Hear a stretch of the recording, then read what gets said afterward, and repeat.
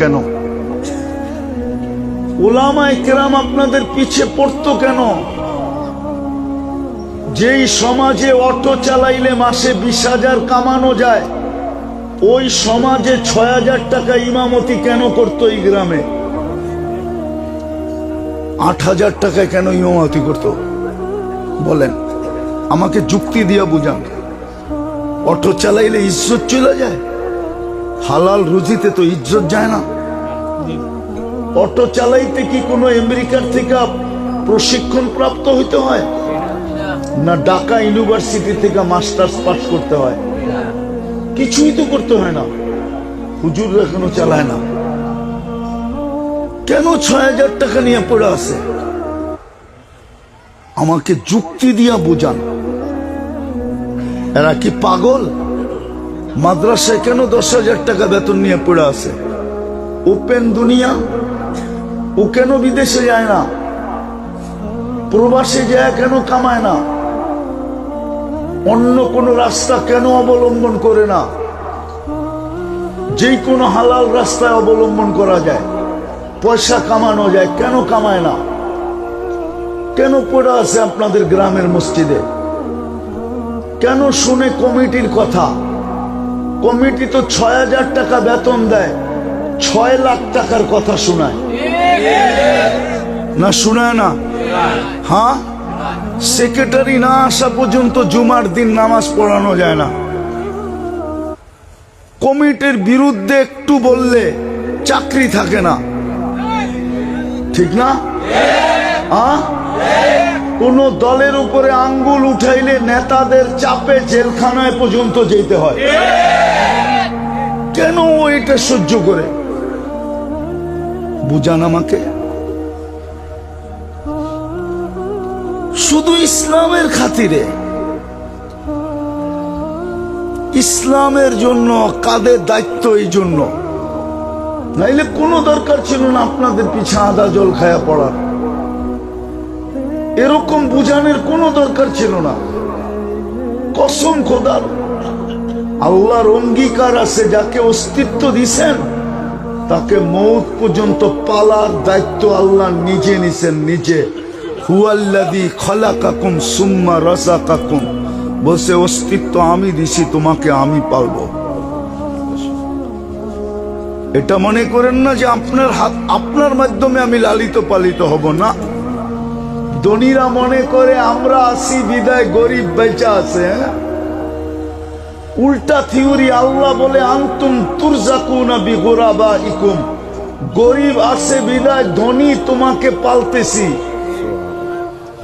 মা বাবা মনে করে সন্তানকে আমরা লালন পালন করি। কোরআন বলে, কোরআন বলে লা তাকতুলু আওলাদাকুম খাশিয়াতা ইমলাক, খাশিয়াতা ইমলাক ইয়ারযুকুকুম ওয়া ইয়াহুম। কোরআন বলে সন্তানের কারণে তোমাদেরকে আমরা রিজিক দেই। সন্তান যদি না থাকতো তো তোমাদেরকে আমরা না খাওয়াইতে মেলা ফেলতাম। আমরা তো রিজিক দিতেছি সন্তানের দিকে দেখা। মা বাবা মনে করে সন্তান পালে। এক মা বাবা এইখানে নাই যেই কথা মনে করে যে আল্লাহ সন্তান দিছে বিদায় আমি লালিত পালিত। কোন ধনী মনে করে না যে গরিবের কারণে আমি লালিত পালিত। কোরআন বলে সন্তানের কারণে মা বাবা লালিত পালিত, গরিবের কারণে ধনী লালিত পালিত। গরিব যদি না থাকতো, ধনীর কাছে ধনী হইতো না, ও আবার ধনী হইতো কোত্থেকা? বলেন, ফ্যাক্টরিতে যদি শ্রমিক না খাটতো তাহলে ও শিল্পপতি হইতো কোত্থেকা? মেশিন লাগাইলি কি শিল্পপতি হয় নাকি? মেশিন লাগাইলি শিল্পপতি হয়? শ্রমিক যদি ওর ওইখানে না খাটতো তাইলে ও শিল্পপতি হইতো কোত্থেকা? ওর শিল্প যদি না চলতো আর প্যারাডো হইতো কোত্থেকা? ওর শিল্প যদি না চলতো ওর বাংলো হইতো কোত্থেকা? ওর শিল্প যদি না চলতো ও শিল্পপতি হইতো কোত্থেকা? কিন্তু কোন শিল্পপতি তো ভাবে না সবাই তো স্লোগান দেয়, আমরা আসি দেখা গরিব গুলা আছে। নেতা কোনোদিন ভাবে না যে সমর্থক আছে দেখা আমি নেতা। সমর্থক না থাকলে তুই কোন জায়গার নেতা? হ্যাঁ কি নেতা কোনোদিন ভাবে না যে চামচ আছে দেখা আমি নেতা। চামচ বুঝেন? দেখবেন নেতা গো পিছে পিছে 1 dozen 2 dozen 3 dozen 4 dozen 5 dozen যুবকরা চলে আগে পিছে, ঠিক না? হ্যাঁ কি সত্য তো? কিন্তু নেতা কোনোদিন ভাবে যে এগুলা আছে দেখে আমি নেতা? নেতা তো মনে করে আমার কারণে তোরা চামচ। আর চামচ গুলাও এমন বেউকুফ, ওরা মাঝে মাঝে নেতারে বুঝাইতেও চায় না যে আমরা কিন্তু গেলাম, দেখি আপনি কত বড় নেতা, দেখি আপনার তরকারি কে বাইরা দেয়, আমরা চামচ গেলাম। সত্য এটা। এই জন্য আমি যেটা বুঝানোর জন্য এত দূর নিয়ে গেছি আপনাদেরকে। আল্লাহ আমাদেরকে মুসলমানের ঘরে নির্বাচিত করা ভাগ্য খোলা দিয়েছেন। দ্বিতীয়, উম্মতে মুহাম্মদী বানায়া আরো বড় ভাগ্য খোলা দিয়েছেন। এত বড় কপাল আমাদের।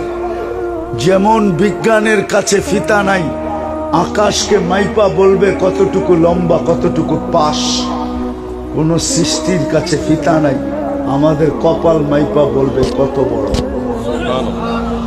একটা উদাহরণ দিব, যদি আমাদের কপাল বড় না হইতো তাহলে 2500 বৎসর কেন দানিয়াল আলাইহিস সালামের মতো নবী অপেক্ষা করতেন আমাদের হাতে, ভালো মতে আমাদের হাতে দাফন আর কাফন পাওয়ার জন্য। উম্মতে মুহাম্মদীর হাতে কাফন আর কি দাফন পাওয়ার জন্য নবী অপেক্ষা করতেছে। কত বৎসর? 2500 বৎসর।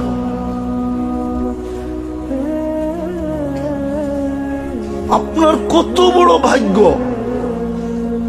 যে নবী অপেক্ষা করতেছে। কত বড় ভাগ্য।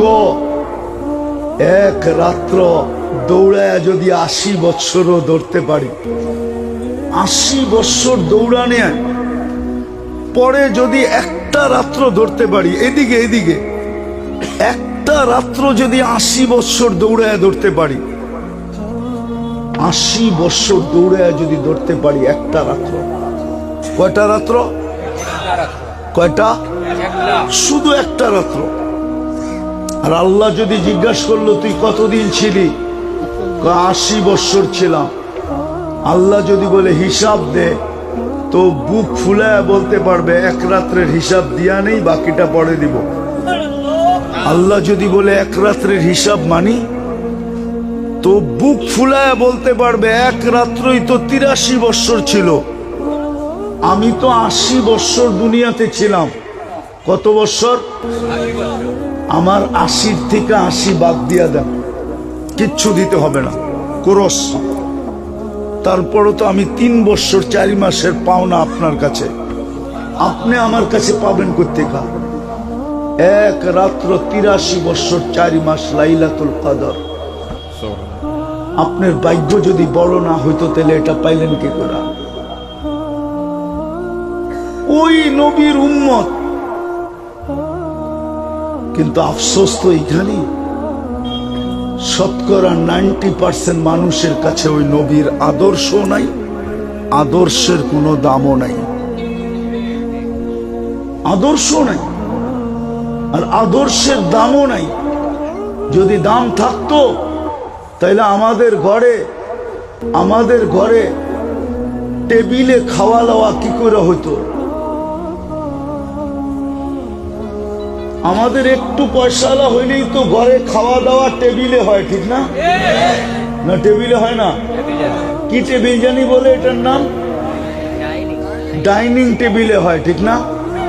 হ্যাঁ, কি করে আপনার খাওয়া দাওয়া ডাইনিং টেবিলে হয়? নবীর আদর্শ যদি থাকতো, নবীর আদর্শ যদি থাকতো, তাহলে আবারও ঘুরাফিরা বলতেছি, যুবকরা এই সাজে কেন সাজত, মা বোনরা এই সাজে কেন সাজত?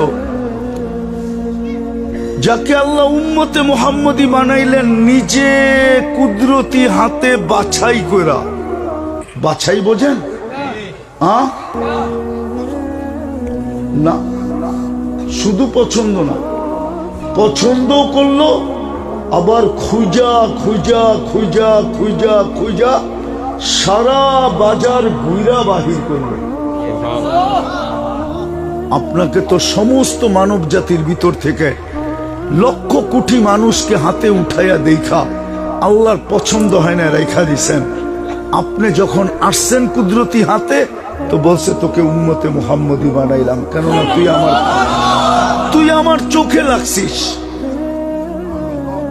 আপনি বলবেন আমার তো রঙও নাই ডঙও নাই, তাহলে আরেকটা উর্দু প্রবাদ বাক্য শোনাই, দিল লাগি দেওয়ার সে পরি কি আছিস। আপনার সাথে আপনি আল্লাহর চোখে পড়া গেছেন, রং থাকুক আর না থাকুক, ডং থাকুক আর না থাকুক, বংশ থাকুক আর না থাকুক, চোখে লেগা গেছেন বিদায় উম্মতে মুহাম্মদী হয়েছেন, নাইলে হইতে পারতেন না। কোরআন এটাই বলে হুয়া জতাবাকুম। আজকে ওই উম্মতের ভিতরে আদর্শ নাই। কথাকে গুছায় নিতেছি, এই জন্যই আমার যোগ বিয়োগে মিলে না।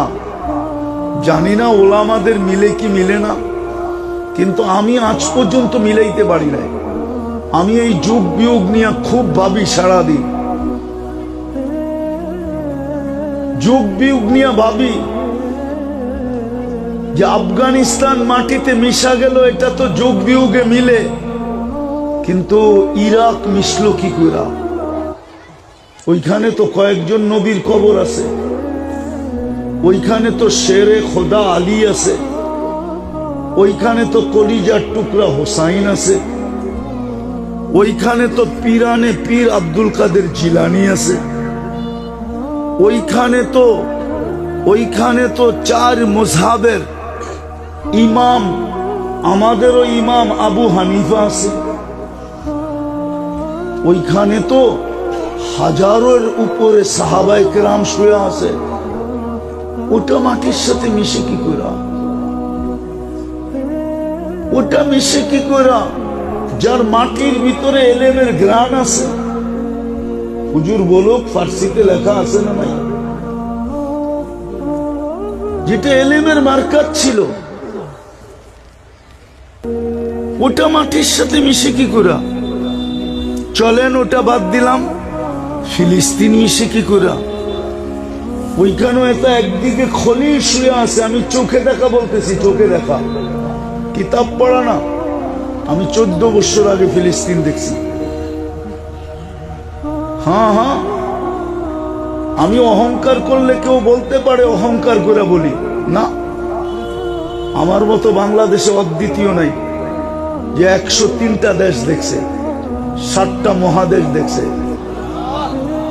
বৎসরে 2-4 বার এরকম হয় আমি 3 মহাদেশে 3 বেলা খাই। এটা আল্লাহর মেহেরবানি। 2 বেলা তো খাই, এইবারও খাইছি। হ্যাঁ, যেদিন আপনাদের দেশ স্বাধীন হয় ওই দিন 4 তারিখে রাত্রে আমি খায়া ইংল্যান্ডের থেকে কানাডায় গেছি। সকালে যখন নামছি নাস্তা কানাডায় করছি, রাত্রে ইংল্যান্ডে খাইছি। ওটা ইউরোপ, ওটা আমেরিকা, 2 মহাদেশ। আবার কানাডার থেকে আবার যখন ইংল্যান্ডে আসছি, রাত্রে ইংল্যান্ডে খাইছি, সকালের নাস্তা ইংল্যান্ডে আইসা কানাডায় খাইছি, সকালের নাস্তা ইংল্যান্ডে খাইছি। আমি চোখে দেখা বলতেছি ফিলিস্তিন কিভাবে মাটির সাথে মিশে। ইব্রাহিম খলিল তো ঘুমাইতেছে, উনি তো কবরে জীবিত। আমি তো ভাবতেছি 1 বছর ঘুমায় না, বুমের আওয়াজে ঘুমায়, তো ঘুমায় কি করে? গুলির আওয়াজে ঘুমায় কি করে? উনি তো কবরে জীবিত, শরীর তো মাটির উপরে খাওয়া হারাম। একদিকে তো খলিলুল্লাহ, আরেকদিকে তো কালিমুল্লাহ। কসিবে আহমার তো হলো ফিলিস্তিনে, দুইজনের কবরের বেশি দূরত্ব তো নাই, মধ্যখানে 70 জন নবীর কবর চিহ্নিত। ফিলিস্তিনের 70 জন নবীর কবর, 70 জন নবীর কবর চিহ্নিত। মুসলমানের প্রথম কেবলা বাইতুল মুকাদ্দাস। মেরাজের রাত্রে সশরীরে 1.25 লক্ষ নবী, 313 জন রসুল সম্মেলনে যোগ দিছিলেন মেরাজের রাত্রে বাইতুল মুকাদ্দাসে। 1.25 লক্ষ নবী তো পাড়ায় গেলেন। আপনারা না বলেন আমার বাড়ির সামনে দিয়েই তো যাইতা, আমার বাড়িটা একটু পাড়ায় গেলে বরকত হইতো, একটু আমার বাড়িটা পাড়ায় গেলে। আপনারাই তো বলেন 1.25 লক্ষ নবী তো পাড়াইলো। মেরাজের রাত্রে সম্মেলন হইল, মুহাম্মদুর রাসূলুল্লাহ ইমামতি করলেন, তারপরে বয়ান করলেন, সবার কাছ থেকে বিদায় নিলেন, তারপরে আরশে গেলেন। ওইখানে বোম ফাটে কি করে? আমাকে যোগ বিয়োগ দিয়ে মিলায় দেন। তাইলে কি আল্লাহ আমাদেরকে ছেড়া দিছে? তাইলে কি ওই স্লোগানই সত্য? অদ্দাআহুম রব্বুহুম, যেরকম মক্কার কাফেররা বলতো সূরা ওয়াদ-দুহা নাযিল হওয়ার পূর্বে, ওয়াদ্দাআহু রব্বুহু, মুহাম্মদ সাল্লাল্লাহু আলাইহি ওয়াসাল্লামের রব মুহাম্মদকে ছেড়া দিছে। নাইলে ওহী আসে না কেন? প্রতিশ্রুতি তো দিল আজ থেকে 15 দিন আগে, আজ পর্যন্ত মুখ খোলে না কেন? চেহারা মলিন কেন? ওহী আসে না কেন? তারপরে না ওয়াদ-দুহা আসছে, আর ওই শব্দই আল্লাহ ব্যবহার করছে যেই শব্দ কাফেররা ব্যবহার করছে। আল্লাহ বলছে ওয়াদ-দুহা ওয়াল-লাইলি ইযা সাজা মা ওয়াদ্দাআকা রাব্বুকা ওয়া মা ক্বালা। আপনার রব আপনাকে ছাড়েও নাই, আপনার রব আপনার উপরে নারাজও হন নাই। বন্ধু, যদি নারাজই হইতাম তাহলে আপনার চেহারার কসম খাই কেন? ওয়াদ-দুহা আপনার চেহারার কসম, ওয়াল-লাইলি ইযা সাজা আপনার চুলের কসম। যদি ছেড়েই দিতাম তাহলে আপনার চুলের কসম খাই কি করে? আজকে কি ওই স্লোগান সত্য যে আল্লাহ আমাদেরকে ছেড়ে দিছেন? আমি তো বলবো সত্য। নাইলে আফগানিস্তান মিটলো, মাটিতে মিশলো কি করে? নাইলে ইরাক মিশলো কি করে? নাইলে ফিলিস্তিন মিশতেছে কি করে? নাইলে লিবিয়া মিশলো কি করে? নাইলে লেবানন মিশতেছে কি করে? নাইলে সিরিয়া মিশতেছে কি করে? এই কয়টা তো দিয়ারুল আম্বিয়া, নবীদের দেশ, কি করে মাটিতে মিশতেছে? আমাদের বুজুর্গরা দোয়া করতেছে, কবুল তো হয় না। নাইলে 2 বছর 2 মাস কি করে হইল? 1 বছর 2 মাস কি করে যুদ্ধ লম্বা হইল? আমাদের বুজুর্গরা তো দোয়া করতেছে, কবুল হয় না। বোঝা গেল আল্লাহ ছেড়া দিছেন। আমি শেষ জায়গায় চলে আসছি, ছাড়বে না তো ছাড়বে না কেন? নিজে নির্বাচিত করে মুসলমান বানাইলেন, কোনো ছাপ নাই। নিজে বাছাই করে উম্মত বানাইলেন, কোনো আদর্শ নাই। নবীর সুন্নত আমাদের ঘরে যতটুকু ঘৃণিত, যতটুকু দীক্ষিত, যতটুকু অবহেলিত, যতটুকু লাঞ্ছিত, যতটুকু বঞ্চিত, যতটুকু খাটো ছোট শব্দ নাই আমার কাছে, এতটুকু কোনো বিজাতির ঘরেও না। মুসলমানের ঘরে যতটুকু নবীর আদর্শ আজকে বুলুণ্ঠিত, অথচ একটু আগেই বলছিলাম আপনার জন্য চোখের পানি ওই পর্যন্ত থামবে না। ইয়া আইয়ুহাল মুদ্দাসসির থেকে পানি শুরু হয়েছে, ওই পর্যন্ত থামবে না যতক্ষণ পর্যন্ত প্রত্যেক উম্মত জান্নাতে না যাবে।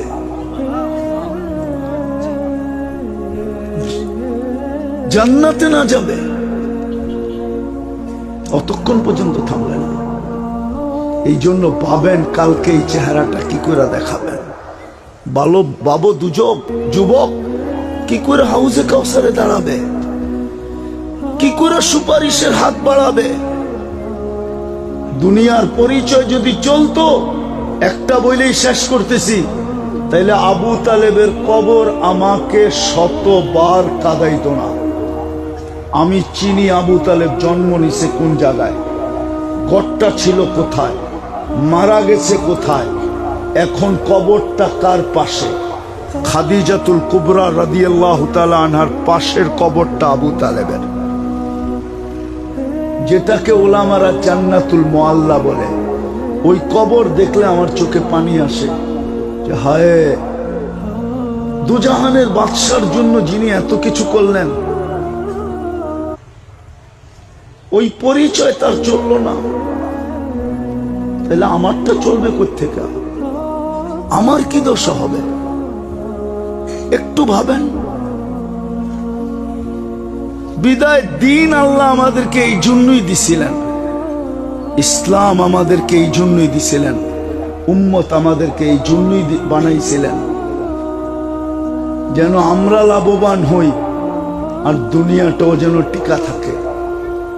আজকে এটা বুঝানি মুশকিল হইতেছে যে দিন থাকলে দুনিয়া থাকবে, দুনিয়া থাকলে আমরা থাকব। দিন থাকবে না, দুনিয়া থাকবে না, দুনিয়া থাকবে না, আমরাও থাকবো না। কিন্তু দিন থাকবে কিসের মাধ্যমে? দিনদারির মাধ্যমে। এই জন্যই উলামায়ে কেরাম অজয় পাড়াগায় যায়ও নিজেদের ঠিকানা গাড়ে, নাইলে অজয় পাড়াগায় উলামা যাইতেন না।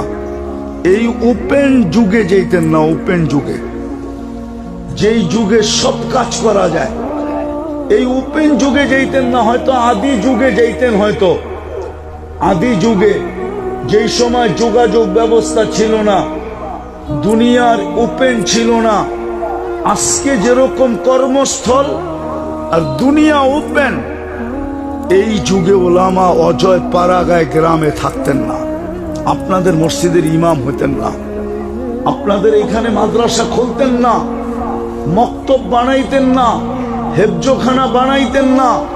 এরা ওই প্রবাদ বাক্য মাইনা শহরে চলে যেতেন, যদিও আসে কহর না ছাড়িও শহর। দুর্ভিক্ষ যতই হোক শহর ছেড়ো না। ওরা আপনাদের গ্রামে আসতেন না, শুধু আসছেন ওই যে দিনদারিকে টিকায় রাখার জন্য। এই জন্য আমাদের উচিত তওবা করে অতি তাড়াতাড়ি ফিরে আসা।